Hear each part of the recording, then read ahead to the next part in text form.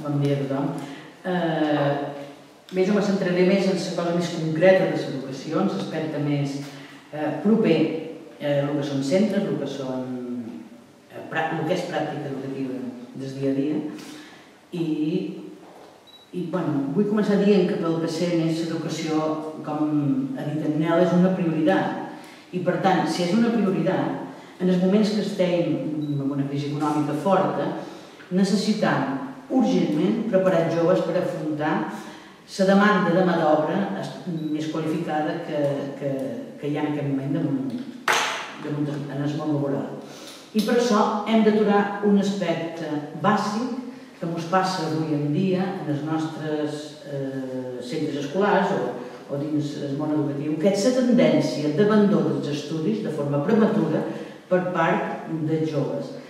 El que anomenam, en termes més populars així, fracàs escolar. Hi ha una dada que també l'he treta del Consell Escolar de les Illes Balears que esgarrifa. El nivell d'abandonament de l'escola a Balears és el més alt de tota la Unió Europea. El 44,2% de la població de Balears entre els 18 i els 24 anys no acaba el nivell de secundària. A nivell de l'estat espanyol, la mitjana és de 31%. I a França és la meitat d'aquest 31, no dels 44. Jo crec que les dades són prou significatives per dir que és un dels aspectes que hem de prioritzar, que ens hi hem de dedicar a la pròxima legislatura per evitar que segueixi succeint. De tots modos, quan ratllem d'aquest fracàs escolar, no podem dir-ho així, no podem carregar només aquest fracàs escolar exclusivament en el sistema educatiu, sinó que és un fracàs de tota una societat.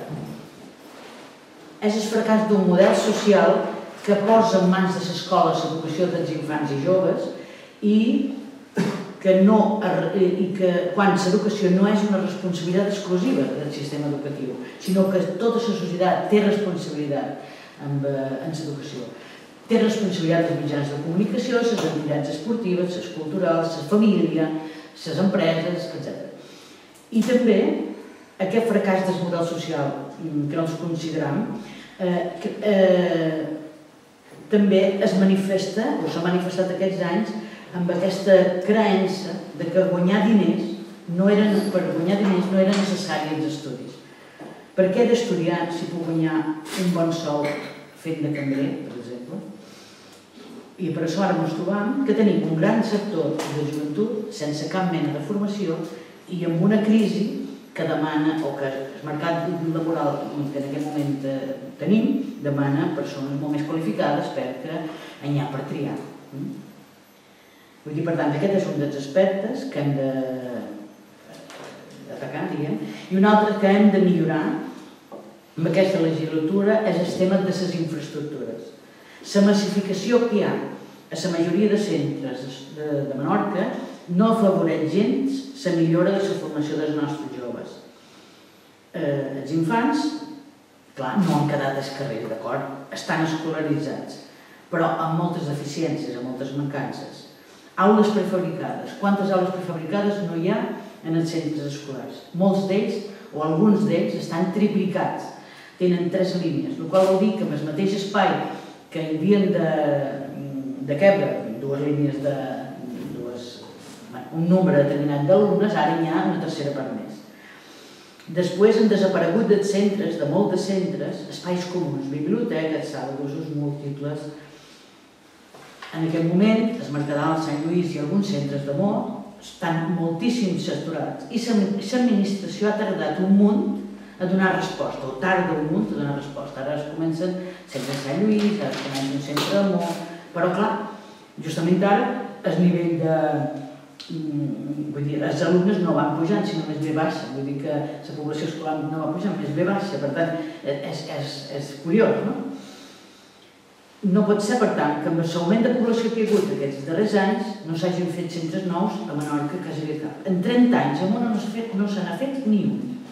S'ha fet des de Sant Climent, que és un petit centre d'educació infantil, i Daló, que també és un centre petitíssim, que quan es va fer ja no va bastar per donar resposta a tota la població escolar que hi havia matriculada.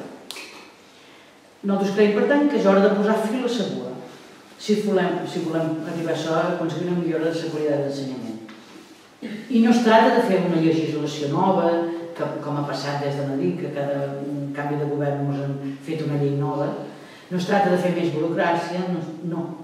Es tracta de prioritzar, de mirar quins són els elements, que ja ens he dit, quins són els elements que més resposta demanen, que més prest hem de donar-li les respostes i començar a fer feina.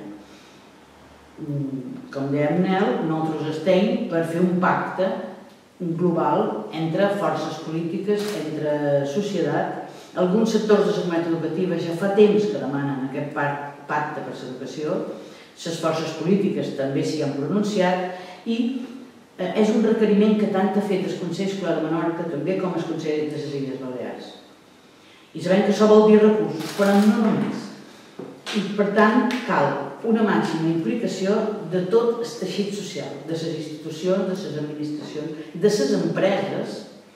Hem de prioritzar les línies d'actuació a seguir en aquests propers anys i superar així la situació actual en què ens trobem. Per això hem de fer aquest anàlisi de la situació que tenim i hem de veure per a on partir. Nosaltres, des del PSM, consideram que aquest pacte hauria d'aconseguir o de contenir, vull dir, uns determinats aspectes. Primer, augment de recursos. Tancar un gran acord a anys vista entre totes les forces polítiques per revisar el finançament. És a dir, el govern de les Illes Balears ha d'augmentar el percentatge que porta a educació. El que passa que si de Madrid no venen més recursos, difícilment això es podrà produir. Però és una urgència. El segon punt que consideram que s'ha de millorar és el pla de millora, fer un pla de millora de les infraestructures a curt termini per aconseguir reduir aquest dèficit que patim. És a dir, aquesta legislatura hem d'eliminar ja les aules prefabricades, hem de recuperar els espais comuns que no hi ha a les escoles i la institució escolar de poder treballar amb molt més comoditat. Després s'ha de fer un pla de xoc, tercera cosa, contra l'abandonament escolar prematur. Hem de programar mesures correctores per evitar aquest abandonament i pactar-les en tots els sectors socials,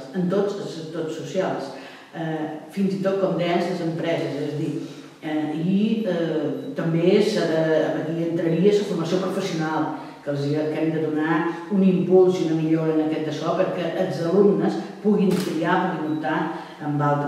puguin triar altres estudis o altres tipus de formació que s'hi sentin més atrets, més còmodes, etc. I com a darrera cosa, n'hi ha més, però també destacaria la col·laboració entre conselleries. És a dir, totes aquestes mesures que proposam no hauria de ser només hauria de ser una cosa transversal entre diferents conselleries. No hauria de ser només un aspecte de la Conselleria d'Educació perquè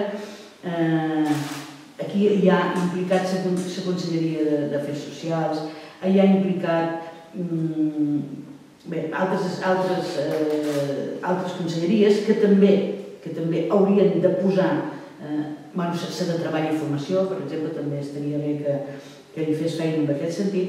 Tot això és la idea que puguem frenar, puguem aturar aquesta tendència a l'abandó dels estudis amb una edat massa jove.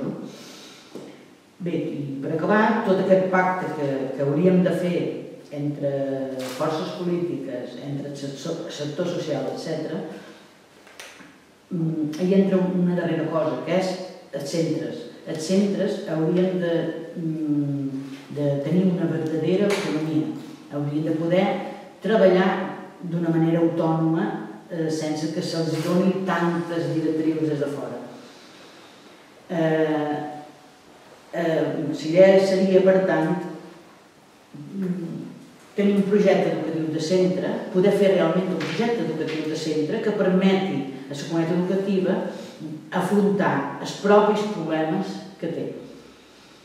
Una autonomia real dels centres que suposi dissenyar programes educatius propis, establir les mesures concretes per lluitar contra el fracàs escolar en què es troben ells i l'abandonament escolar i també poder, per combatre aquests problemes, poder elaborar un procés de formació del professorat que sigui propi perquè pugui donar-hi resposta. I